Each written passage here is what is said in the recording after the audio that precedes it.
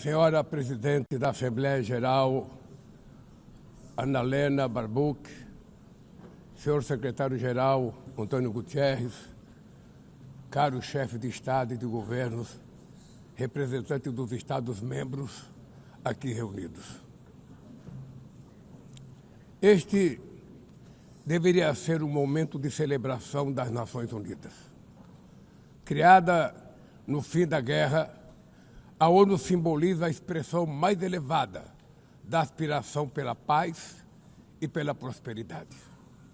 Hoje, contudo, os ideais que inspiraram os seus fundadores em São Francisco estão ameaçados como nunca estiveram em toda a sua história. O multilateralismo está diante de nova encruzilhada. A autoridade desta organização está em xeque. Assistimos à consolidação de uma desordem internacional marcada por seguidas concessões à política do poder. Atentados à soberania, sanções arbitrárias e intervenções unilaterais estão se tornando regra.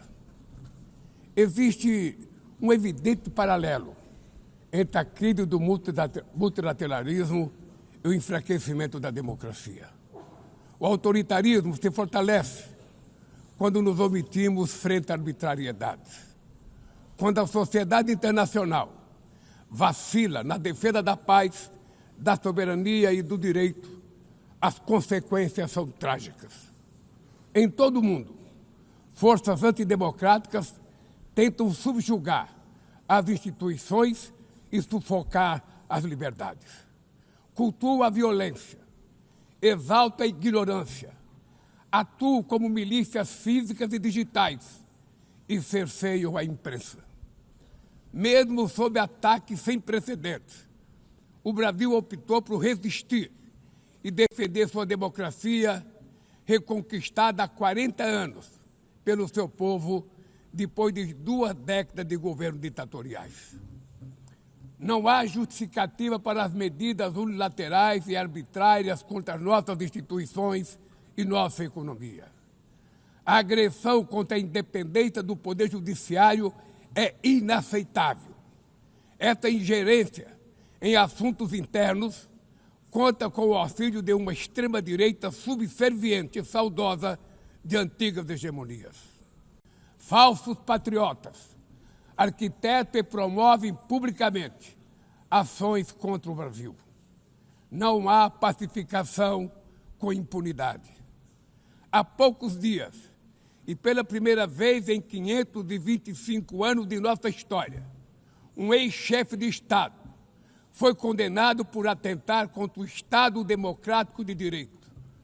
Foi investigado, indiciado e julgado, e responsabilizado pelos seus atos em um processo minucioso.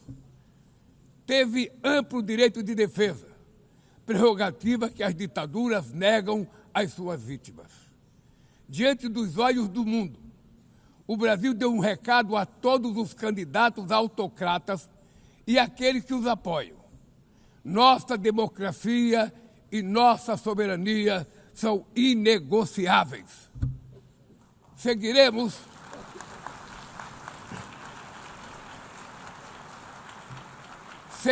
como nação independente e como povo livre de qualquer tipo de tutela.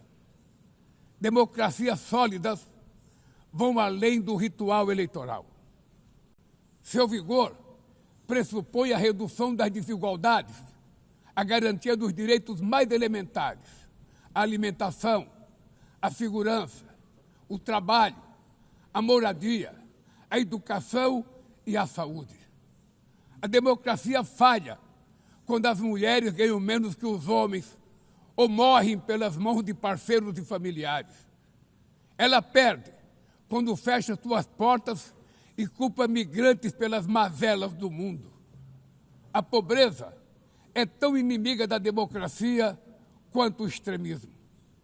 Por isso, foi com orgulho que recebemos da FAO a confirmação de que o Brasil voltou a sair do mapa da fome este ano de 2025. Mas no mundo, ainda há 670 milhões de pessoas famintas e cerca de 2 bilhões e 300 milhões enfrentam insegurança alimentar. A única guerra que todos podem sair vencedores é a que travamos contra a fome e a pobreza. Esse é o objetivo da Aliança Global que lançamos no G20 e que já conta com o apoio de 103 países. A comunidade internacional precisa rever suas prioridades, reduzir os gastos com guerras e aumentar a ajuda ao desenvolvimento, aliviar o serviço da dívida externa dos países mais pobres, sobretudo os africanos, e definir padrões mínimos de tributação global para que os super ricos paguem mais impostos que os trabalhadores. A democracia também se mede pela capacidade de proteger as famílias e a infância. As plataformas digitais trazem possibilidade de nos aproximar como jamais havíamos imaginado, mas têm sido usadas para semear intolerância, misoginia, xenofobia e desinformação. A internet não pode ser terra sem lei. Cabe ao poder público proteger os mais vulneráveis. Regular não é restringir a liberdade de expressão, é garantir que o que já é ilegal no mundo real seja tratado assim também no ambiente digital, no ambiente virtual. Ataques à regulação servem para encobrir interesses escusos e dar guarida a crimes como fraudes, tráfico de pessoas, pedofilia e investidas contra a democracia. O Parlamento brasileiro, corretamente, apressou-se em abordar esse problema. Com orgulho, promulguei na última semana uma das leis mais avançadas do mundo para a proteção de crianças e adolescentes na esfera digital. Também enviamos ao Congresso Nacional projeto de lei para fomentar a concorrência nos mercados digitais e para incentivar a instalação de data centers sustentáveis.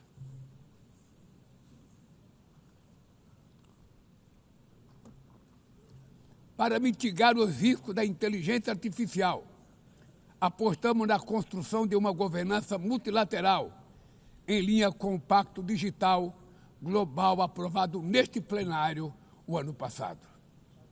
Senhoras e senhores, na América Latina e Caribe, vivemos um momento de crescente polarização e instabilidade. Manter a região como zona de paz sempre foi e é a nossa prioridade. Somos um continente livre de armas de destruição em massa, sem conflitos étnicos ou religiosos. É preocupante a equiparação entre a criminalidade e o terrorismo. A forma mais eficaz de combater o tráfico de drogas é a cooperação para reprimir a lavagem de dinheiro e limitar o comércio de armas.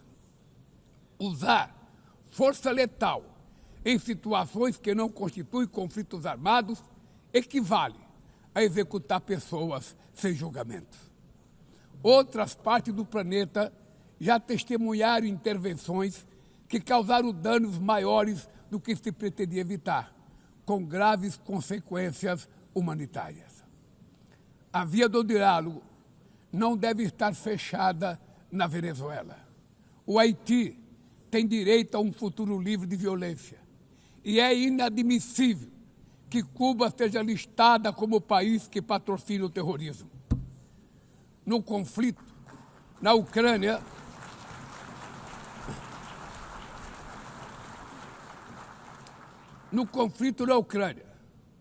todos já sabemos que não haverá solução militar. O recente encontro no Alasca despertou a esperança de uma saída negociada.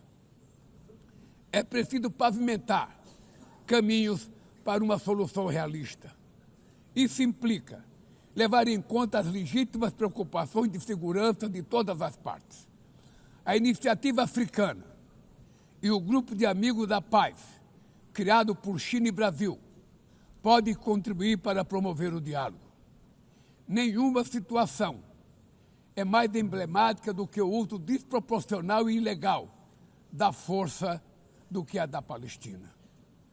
Os atentados terroristas perpetrados pelo Hamas são indefensáveis sob qualquer ângulo, mas nada, absolutamente nada, justifica o genocídio em curso em Gaza.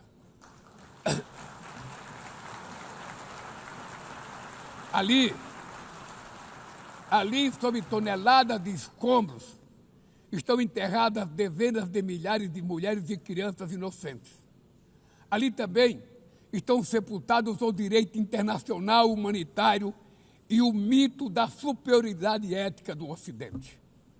Esse massacre não aconteceria sem a cumplicidade dos que poderiam evitá-lo. Em Gaza, fome é usado como arma de guerra e o deslocamento forçado de populações é praticado impunemente. Quero expressar minha admiração aos judeus que, dentro e fora de Israel, se opõem a esta punição coletiva. O povo palestino corre o risco de desaparecer.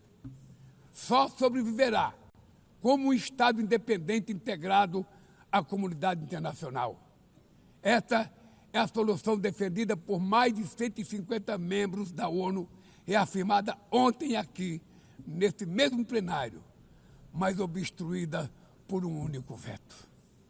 É lamentável que o presidente Mahmoud Abbas tenha sido impedido pelo país anfitrião de ocupar a bancada da Palestina nesse momento histórico.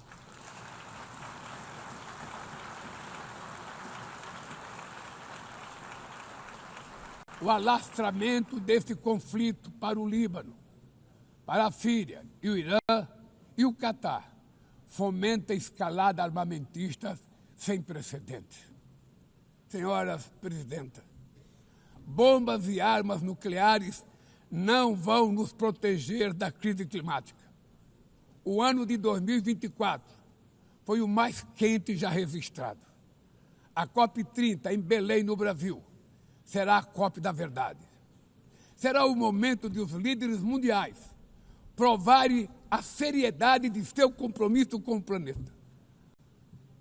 Sem ter o quadro completo das contribuições nacionalmente determinadas, as chamadas NDCs, caminharemos de olhos vendados para um verdadeiro abismo. O Brasil se comprometeu a reduzir entre 59% e 67% suas emissões, abrangendo todos os gases de efeito estufa em todos os setores da economia.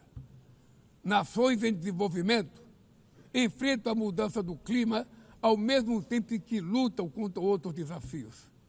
Enquanto isso, países ricos usufruem de padrão de vida obtido às custas de 200 anos de emissões de gases.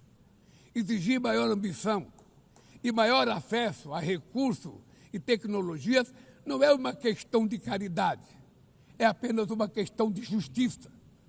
A corrida por minerais críticos essenciais para a transição energética não pode reproduzir a lógica predatória que marcou os últimos séculos. Em Belém, o mundo vai conhecer a realidade da Amazônia. O Brasil já reduziu pela metade o desmatamento na região nos 2 últimos anos. Erradicá-lo requer garantia, condições dignas de vida para seus milhões de habitantes.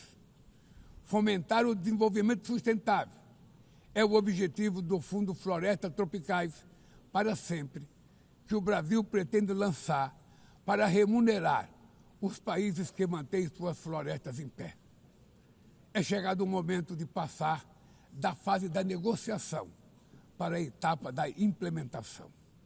O mundo deve muito ao regime criado pela Convenção do Clima, mas é necessário trazer o combate à mudança do clima para o coração da ONU, para que ela tenha a atenção que merece. Um conselho vinculado à Assembleia Geral, com força e legitimidade para monitorar compromissos, dará coerência à ação climática. Trata-se de um passo fundamental na direção de uma reforma mais abrangente da organização, que contemple também um Conselho de Segurança ampliado nas duas categorias de seus membros.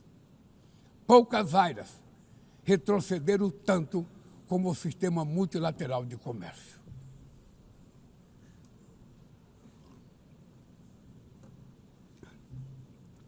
Medidas unilaterais transformam em letra morta princípios basilares como a cláusula de nação mais favorecida. Desorganizam cadeias de valor e lançam a economia mundial em uma espiral perniciosa de preços altos e estagnação. É urgente refundar a OMC em bases modernas e flexíveis. Senhoras e senhores, este ano o mundo perdeu duas personalidades excepcionais. O ex-presidente do Uruguai, Pepe Mujica, e o nosso querido Papa Francisco. Ambos encarnaram como ninguém os melhores valores humanistas. Suas vidas se entrelaçaram com as 8 décadas de existência da ONU.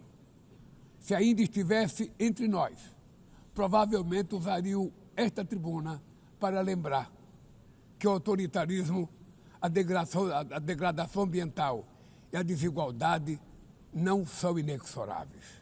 Que os únicos derrotados são os que cruzam os braços resignados.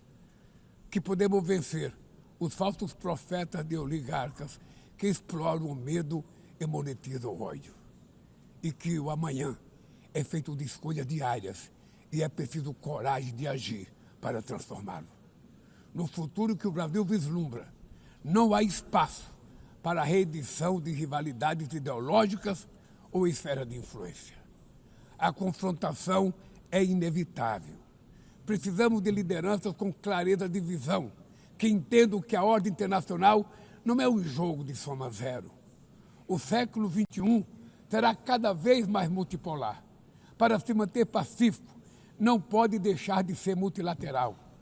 O Brasil confere crescente importância à União Europeia, à União Africana, à ASEAN, à CELAC, aos BRICS e ao G20. A voz do Sul global deve ser respeitada e ouvida. A